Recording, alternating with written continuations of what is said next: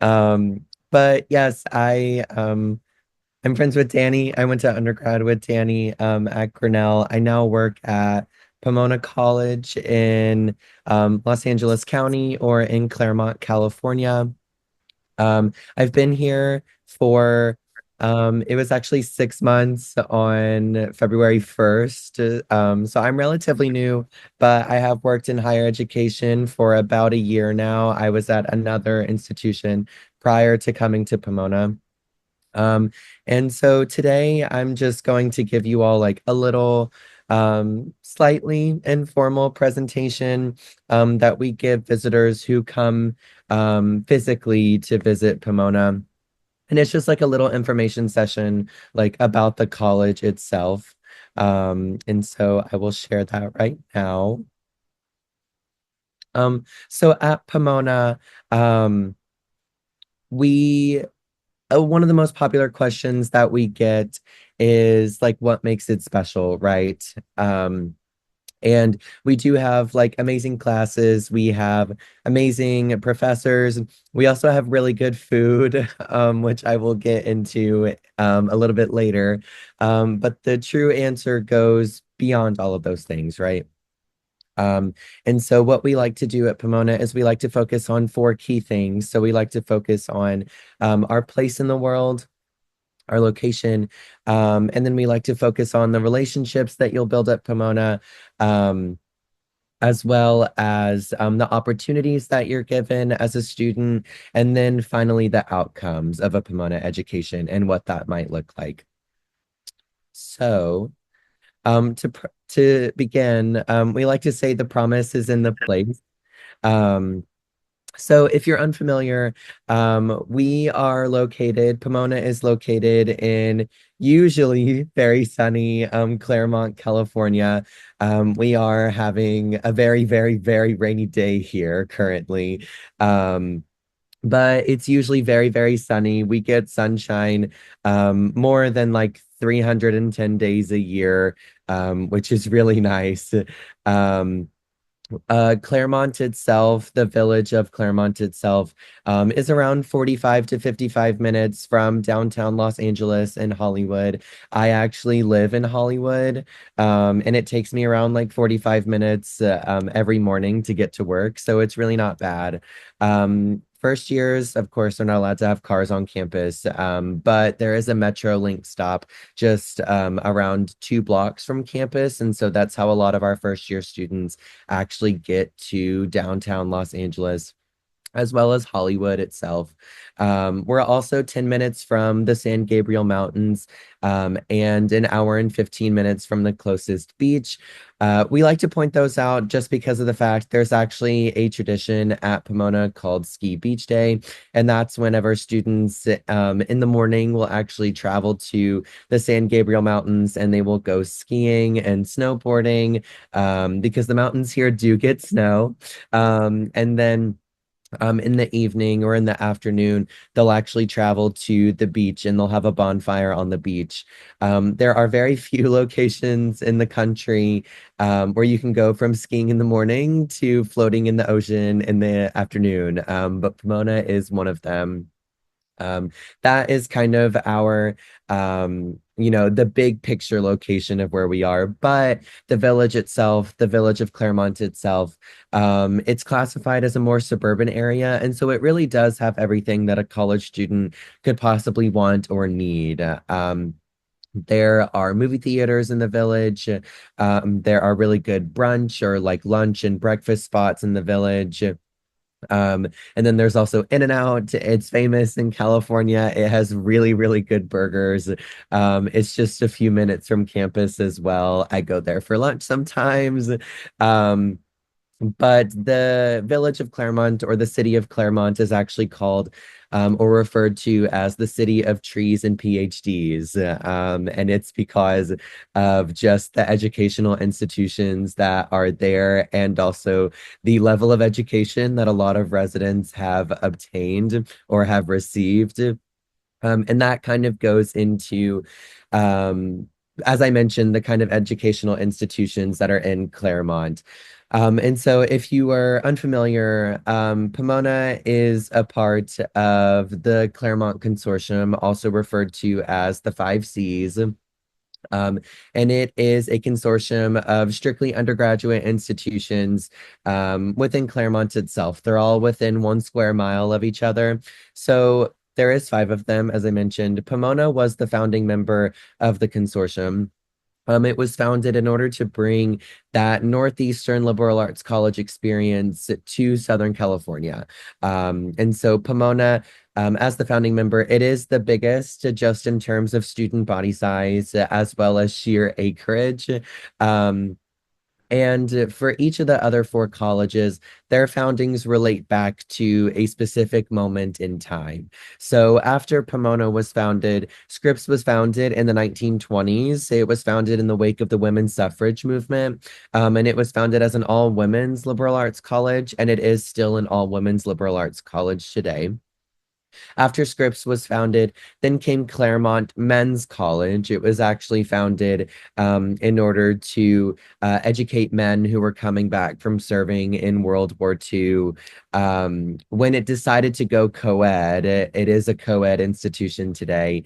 It changed its names. It changed its name to Claremont McKenna College, and its main emphases are really on public policy, economics, political science, and things in that nature or things in that realm.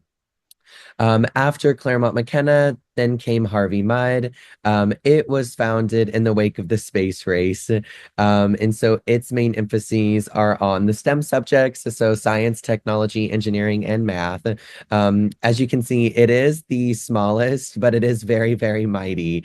And then last but not least, after Harvey Mudd came Pitzer. It was founded in the wake of the civil rights kind of movement in the US. And its main emphases today are on, or are still on, social responsibility as well as environmental sustainability. And then there technically are two graduate universities that are a part of the consortium. That's what these red and blue areas are right here. Um, there is Keck Graduate Institute as well as Claremont Graduate University. They are strictly actually graduate universities. However, their presence within the consortium doesn't affect your experience as an undergrad. So every class that you would have at Pomona would strictly be taught by a professor. You would never have a TA. And I like to say that all of the other colleges within the consortium, they do have their own respective identities, as I kind of went over. However, at one institution, which is Pomona, you do get everything that makes all the other colleges special in their own ways in one institution, which is Pomona. So beyond the classroom, there are 250 organizations at Pomona that students can join or lead. And then there are 150 free, I like to stress free, cultural and athletic events that Pomona hosts annually.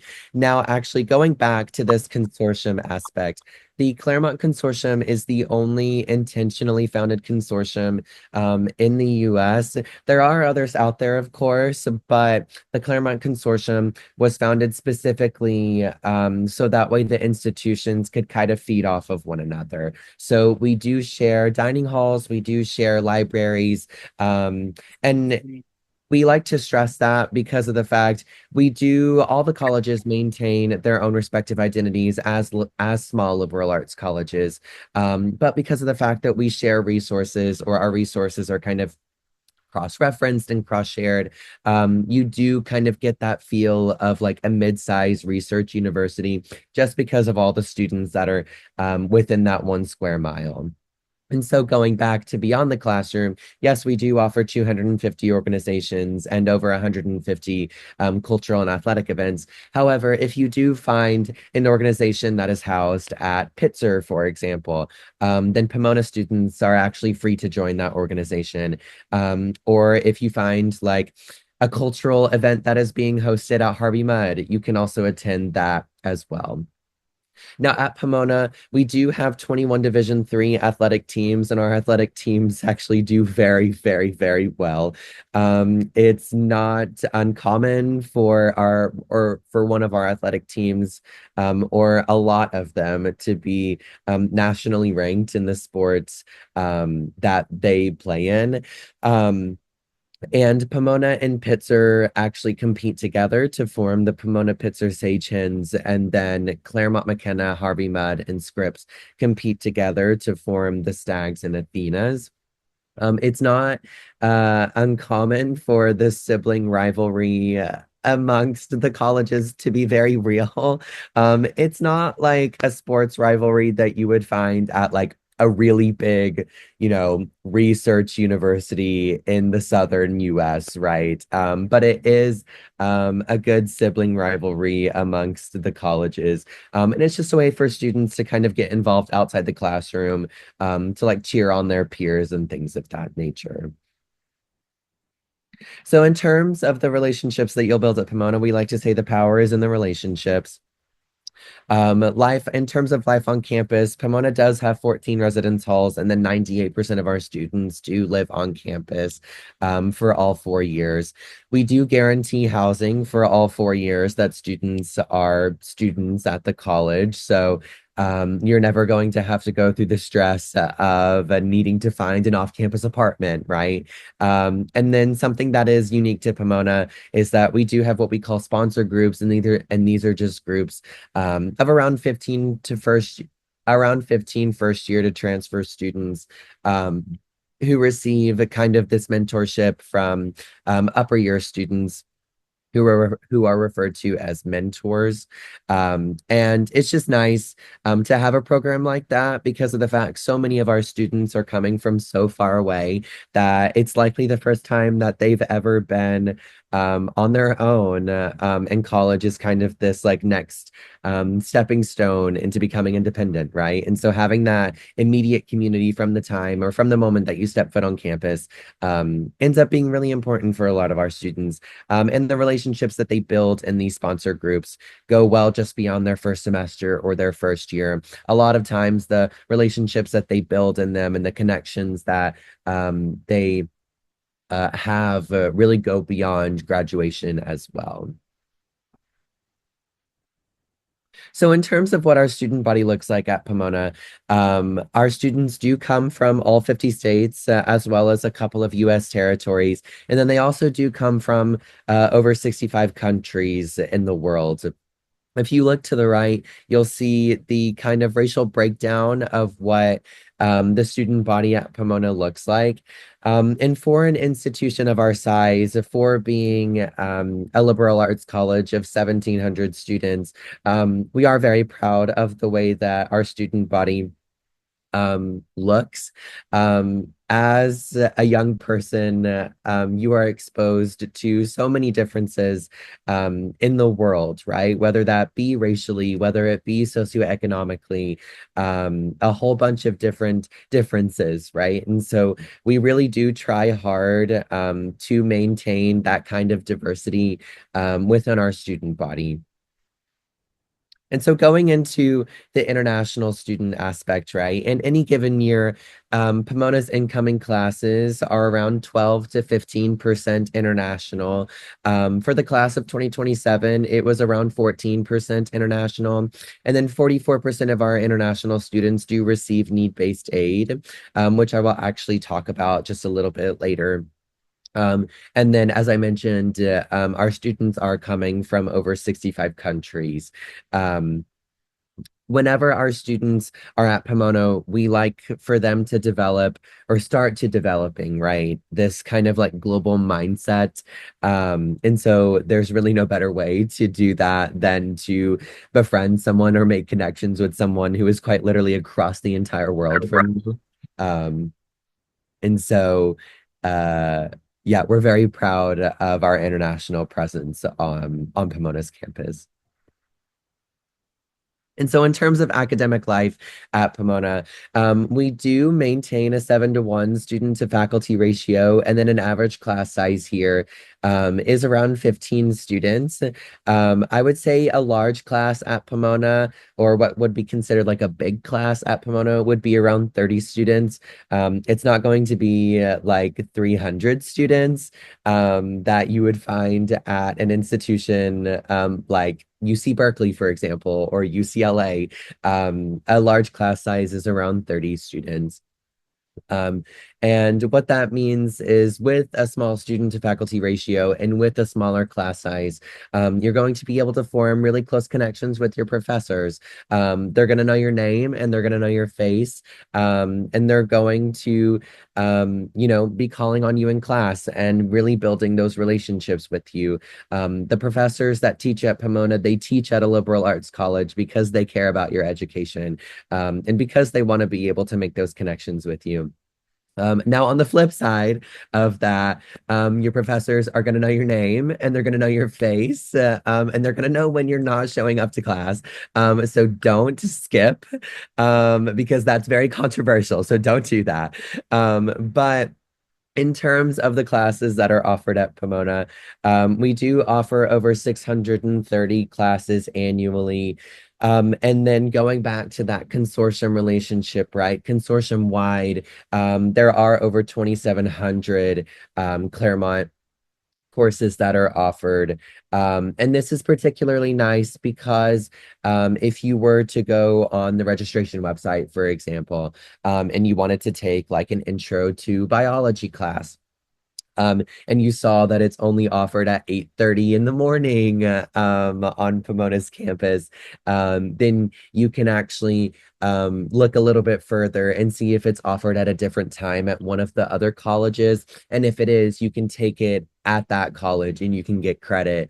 You can get Pomona credit for it. Pomona students are actually offered the ability to take up to 40% of their classes during their time at Pomona at one of the other institutions within the consortium. We also offer 48 majors. Pomona's lucky number is 47. So a lot of students say that we offer 47 plus one majors. The 47 lore is that a professor and a student did research like a while ago, like 50 years ago, more than 50 years ago.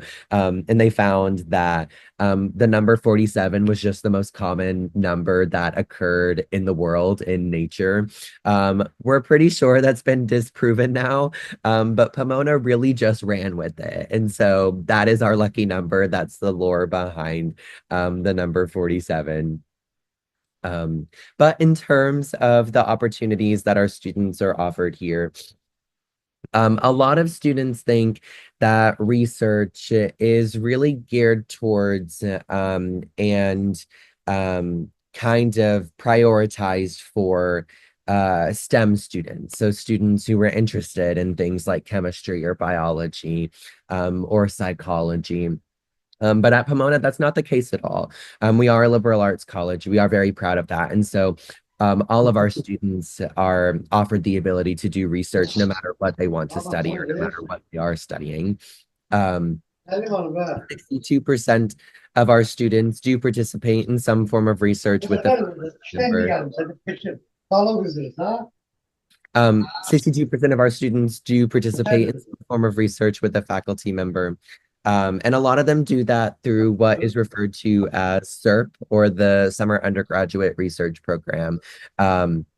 This is a program where students are able to kind of be partnered with the professor and do research with them over the summer. Students do get paid a stipend for their work. And at the very end of the summer, if you look on the right-hand side, you'll see that students will create these posters of the research that they have done. And they will get to present it to fellow students, faculty members, staff members. And it's just a really great way for them to kind of showcase the research that they had been doing. If you are someone who is interested in doing something like a master's program or a PhD program, this is a really great way for you to start building that like research portfolio. So that way, whenever it does come time for you to apply to graduate school, you do have proof of this research that you have done, or the work that you have done with a professor. Besides just creating a poster, right, and presenting it to their fellow students, some students will even advocate to be published in journal articles, or they will also advocate to be able to travel with the professor that they did do research with, to conferences and things like that, and to be able to present their research to other professors at other universities or colleges, right? And so, in terms of the internship Yes. experience at Pomona, 75% of our students do participate or did participate in an internship in 2022. And many do that through the Pomona College internship program. And what that program is it is typically geared towards our lower income students, but any student can apply for it. What it essentially is that if you are someone who is able to find um, a an internship and it ends up being unpaid or underpaid, you can actually apply to Pomona to help fund you for the length of that internship. Because at Pomona, we do think that you should be paid for the hard work that you are putting into that job. It typically, students will typically apply for PSIP funding during the summer, just because that's whenever most students have the quote unquote like free time to do an internship. However, if you do secure an internship during the academic year, you still can apply for PSIP funding and receive it. So, in terms of that global Pomona mindset that I mentioned, right, around 50% of our students do study abroad at some point during their time at Pomona. And we are currently partnered with 69 programs in more than 39 different countries. Um, just because we are partnered with the programs that we're currently partnered with in the countries that we are or where they are. That doesn't mean that you have to choose one of the programs that we are currently partnered with. If you do your own research and you find a program that you're really interested in that we don't have a relationship with, you can just go to the Office of Study Abroad and they will work with you to figure out how you may be able to go on that program. So some institutions in the US, they don't give credit for the classes that you take during your time studying abroad. But at Pomona, we do. And so we want to make sure that the classes that you will be taking will transfer back to the institution, so that way you kind of stay on track and are able to graduate within 4 years. Oh, and I didn't mention this. Most of our students choose to study abroad during their junior year, the spring of their junior year. But you don't necessarily have to if you wanted to go abroad.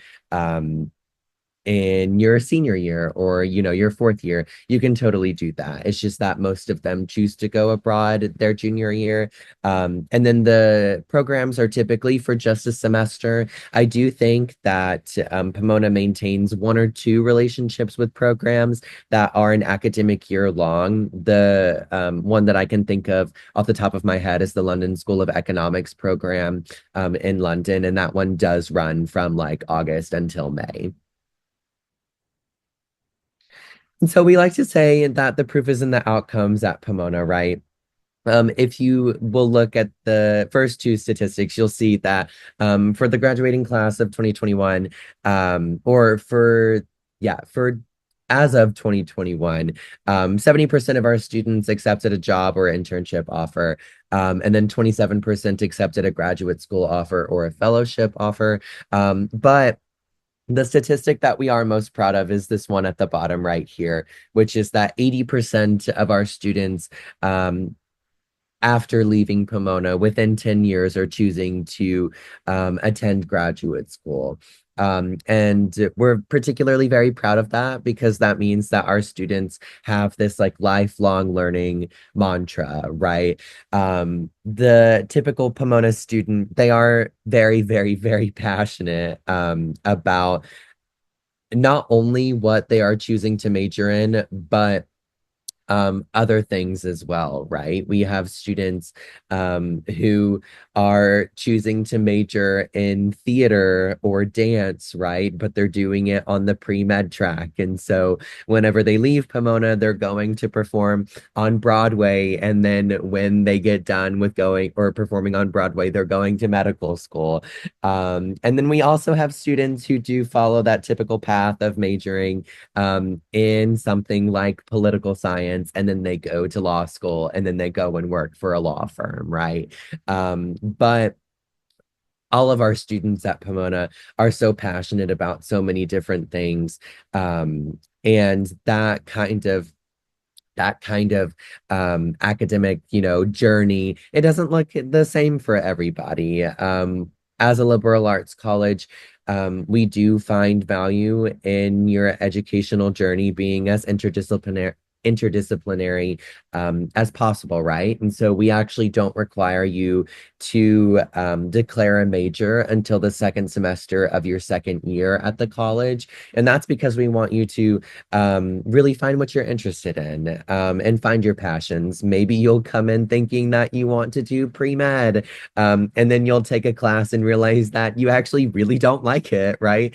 That was my educational journey at the school that I attended. I came in as pre-med, and then I realized I didn't like it, and then I ended up majoring in sociology, right? And so a journey like that is not uncommon, and it really just goes to show kind of like the freedom that you have as a Pomona student in your academic journey.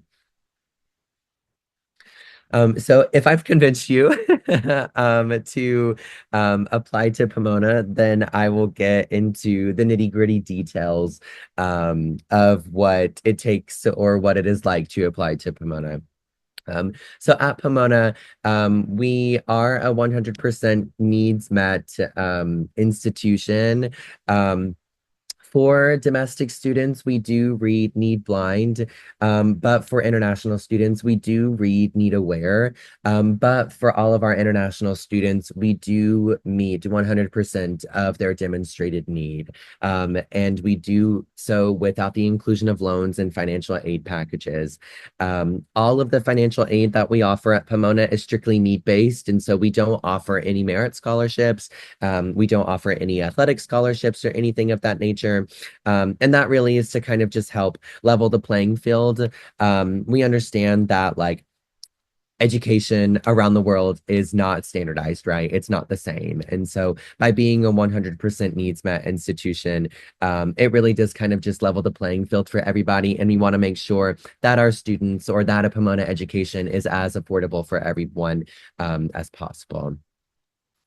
58% of our students do receive financial aid at the institution, or 58% of our first year students do receive financial aid at Pomona.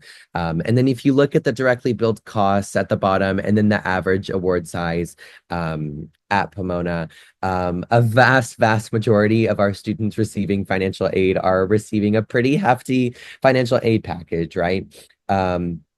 And so we are very fortunate to be in the position that we are, to be need blind for domestic students, and then meeting 100% of demonstrated need for all of our students, regardless of nationality or citizenship status. And so at Pomona, we do offer 3 decision plans. So we offer early decision 1, early decision 2, and regular decision. This was my first reading season with Pomona, and so I'm coming fresh out of it. And so the early decision 1 deadline at Pomona is November 15th, and then the early decision 2 and regular decision deadlines at Pomona are January 8th. One of the most popular questions that we get asked as admissions officers is, do I stand a better chance of getting into Pomona if I apply early decision 1 or 2? Is it easier to get into Pomona by applying early decision 1 or 2? And the answer to both of those questions is the answer to both of those questions is no. It's not easier to get into Pomona by applying early decision 1 or 2. the acceptance rates for early decision one and two, um, all things considered, everything is pretty much the same. The kind of the the things that we look at, the things that we consider, are all the same. The difference is really in the commitment and the deadline. And so, as I mentioned, the early decision one deadline is a little bit earlier. It is in November. And then for early decision one and two, they are binding decision plans. And so, if you do get accepted to Pomona, via early decision one or two, we do ask that you withdraw your other applications to the other institutions that you've applied, just because you are saying that if you do get accepted to Pomona, then you are committed to coming here. And so we do accept the coalition application, the common application, or the QuestBridge application. We don't prefer one over the other. I promise we don't. The most common application that we receive is the common application, but we also do get a fair number of coalition apps as well. So we don't prefer one over the other. It's just whichever one that you would like to use to apply. Now, in terms of the way that we read applications at Pomona, so we read in what's referred to as a holistic manner or a holistic approach. And so what that means is we are taking everything into account when making a decision on your application. And so we are taking into account the standard things like your grades, the rigor of your classes, as well as your recommendations, but we're also taking into account your activities and then your essays as well. And so to touch on a couple of those aspects, we do look at, of course, your grades and the rigor of your classes. And what that means is that we just expect students to take or to have taken a rigorous course schedule in whatever context that means for your high school. And so if your high school does not offer AP classes, if your high school does not offer the IB program, we do not expect you to have taken those classes. That would be very, very unfair. We just ask that you take a challenging, demanding, rigorous course load in whatever context that looks like for your high school. Now, if you will see below the grades, rigor, course selection, teacher recommendations, this right here, you will see permanently test optional. Pomona is a permanently test optional institution. That was actually not a policy created or voted on by admissions. That was a policy created and voted on by the faculty at Pomona, the professors who teach your classes, who see you in the classroom, right? They voted on that. They wanted that. And so whenever we say that we are permanently test optional, we really and truly do mean it. If you take the ACT or the SAT, and you receive a score that you think does not reflect your academic abilities or capabilities, you have the freedom of whether or not to send that with your application to be considered. This past year, around 50% of our students, or for the incoming class of 2028, so students who are first years at Pomona right now, 50% of applicants in that year chose to submit their test scores for consideration. And then around 50% of our students, of our matriculating students, had chosen to have their test scores considered with their application. And so the percentages are very comparable. We are not an institution where it's like, yeah, only 20% of our applicants are submitting their test scores, but then like 90% of our matriculating students had submitted them with their application. We're not like that, I promise. And so I really like to hone in on the test optional point because we do get a lot of questions about that. And so I promise whenever we say optional, we are optional. Now outside of the classroom, we are taking into account activities such as like extracurriculars that you have been involved in, both official and unofficial. A lot of our students, we like to say official and unofficial because, of course, you will probably be involved with clubs and things like that, maybe sports that are a part of your high school. But a lot of our students actually also have kind of extracurriculars or responsibilities, such as taking care of a sick family member or working a part-time or full-time job even. And so if that is you, do go ahead and put those things down. We do want to see what you have been committed to over the years.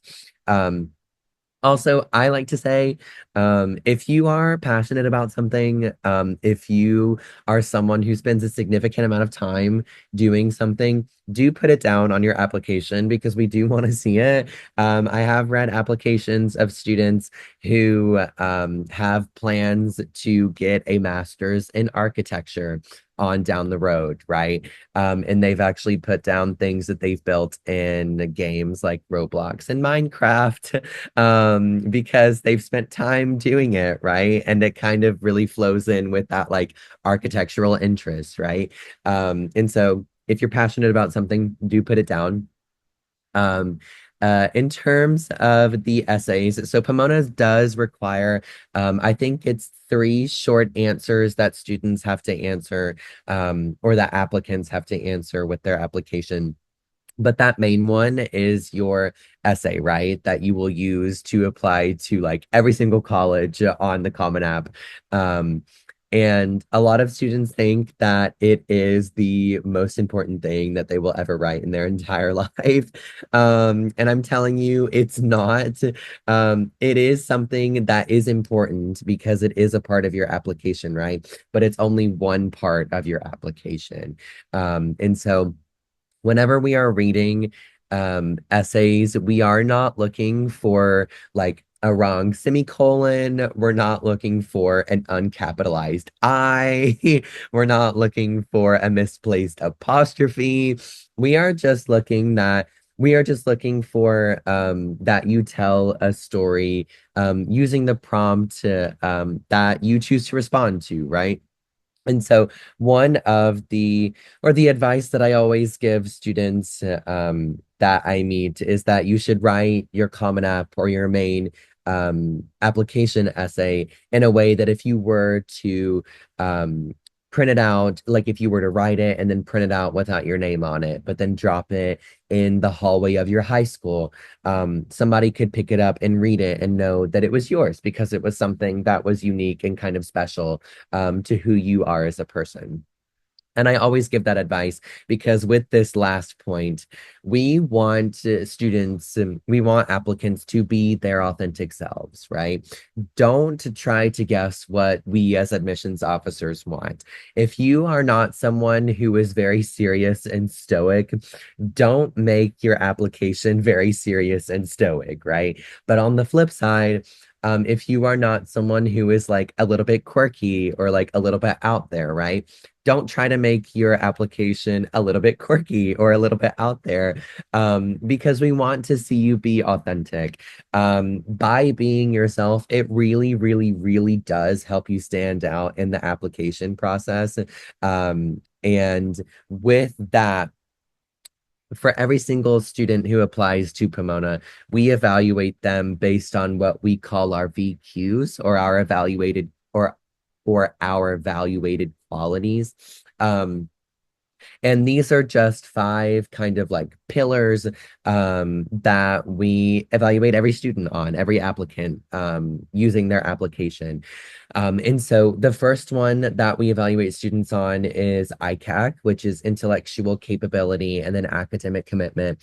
We just want to see that you can handle the academics at Pomona, right? As long as you've done well in your classes, you will have ICAC, right? The academics at Pomona, they're very rewarding, but they're also quite rigorous as well, right? And so we want to set you up for academic success rather than academic failure.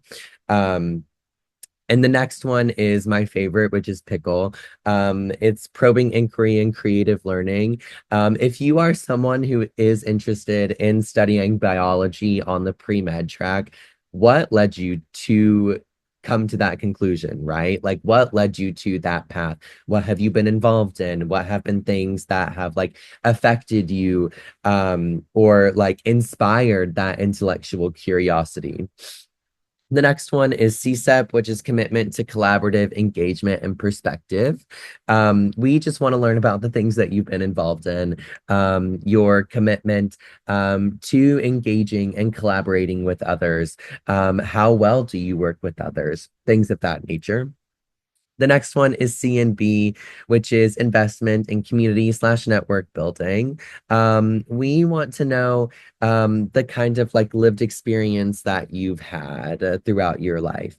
How do you contribute to communities, both inside and outside the classroom? Why, right? What are things that you've been involved in, or the communities that you've been involved in, and how has that shaped, your life experience? And how will you bring that to Pomona's campus? And then the last one is personal traits, otherwise known as PT. A lot of my coworkers called this the roommate test. And it's because we just want to see how well you are going to get along with others, right? We want to make sure that you're a good person. And we want to know how you will give to Pomona, but also how Pomona will give to you as an individual and over your time at the institution. So if you have any questions about financial aid, you can always feel free to email financial.aid@pomona.edu. The net price calculator and the My Intuition calculators, as I'm sure you all might be aware, a lot of our international students typically can't use those just because of the currency differences amongst different countries, right? And so that might not be the best resource that you could use. However, if you do have questions about financial aid in terms of international students, you can always reach out to the financial aid office and they will be more than happy to help you.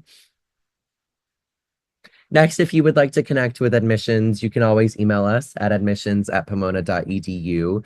And then we are pretty cool and hip. So we are on we are on social media at Pomona Admissions on Instagram. And then unfortunately, this got cut off. But we do have a student-run blog that we kind of just restarted up this year. It's called Sage Hen. It's called Sage Hen Students. And it's just a blog that current students go on to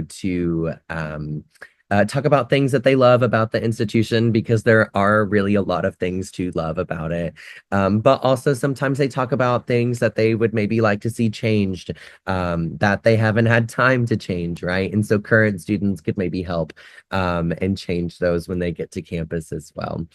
You can also scan that little QR code right there to see who your assigned admissions counselor is. For Azerbaijan, it is Doreen, who is currently on maternity leave, but she is coming back in about a month. I believe the admissions officer who is currently in charge of Azerbaijan, his name is Trey. He's awesome. He's great.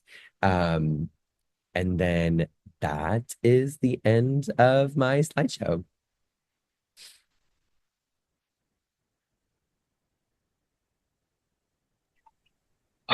Okay. We got some questions in the chat. Mhm. First one is, and maybe, Andy, I think you could explain a little bit about like what a liberal arts college actually is. Mhm. Because it's a pretty foreign concept here. Mhm. Um, because it's when you go to college, it's just at a big university.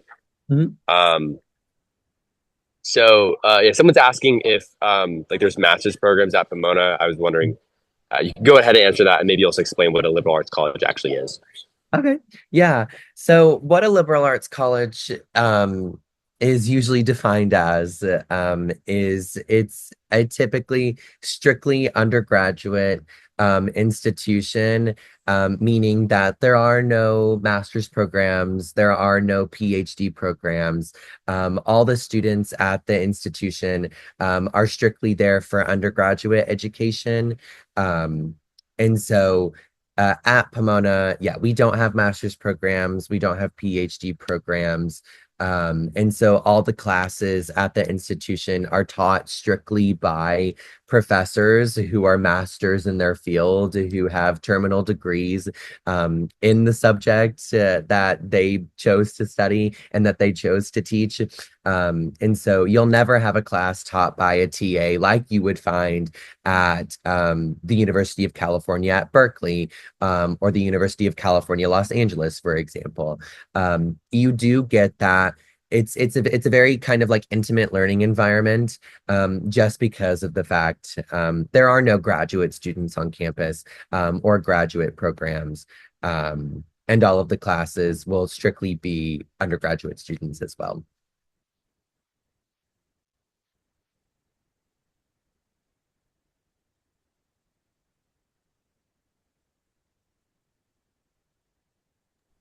Sorry, I'm on the train home, by the way. That's Oh, why no. you might hear some noise.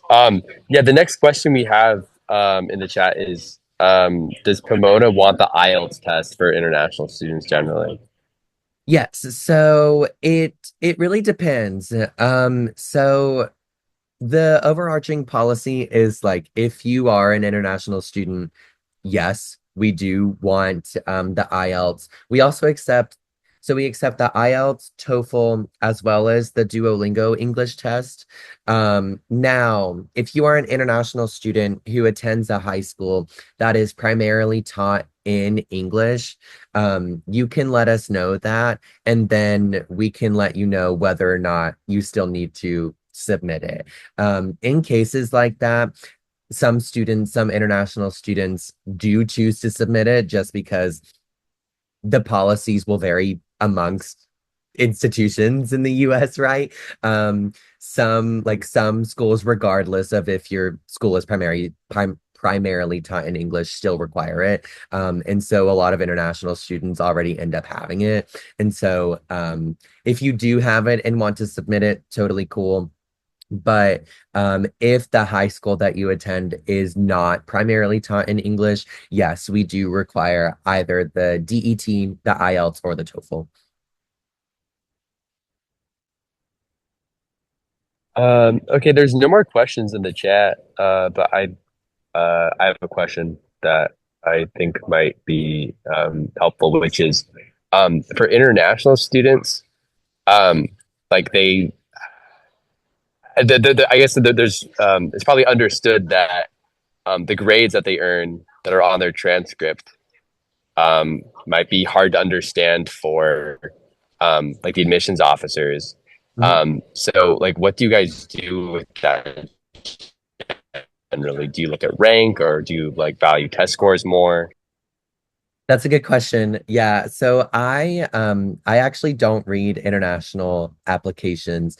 The people who do read mostly international applications at Pomona are more of our my senior coworkers. So my coworkers who have been at the institution for quite a while, and so they will know the academic context of your high school. They will know the academic context of the country in which that you attend high school. Um, and also for most, actually, I would say, for most students, we actually get attached what's called a school profile with your application, that either, like a counselor or a principal, or somebody who is kind of senior at your high school attaches to your application. And that lets us know kind of the academic makeup of your high school.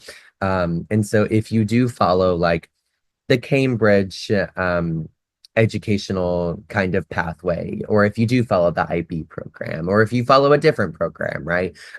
We do get that context with your application. And also, if we don't, I have had to do this for a couple of times. We will search it up ourselves, and we will gather the context needed in order to give your application a full and honest review. So that way, everybody at Pomona gets a full review in terms of, their academic context and things of that nature. Oh, and I will say, Um, okay. I'll say one thing quickly. Um, the my coworkers who are in charge of reading international applications, they've been doing it for a long time. And so they do have that context needed in order to really investigate and really go over your application itself.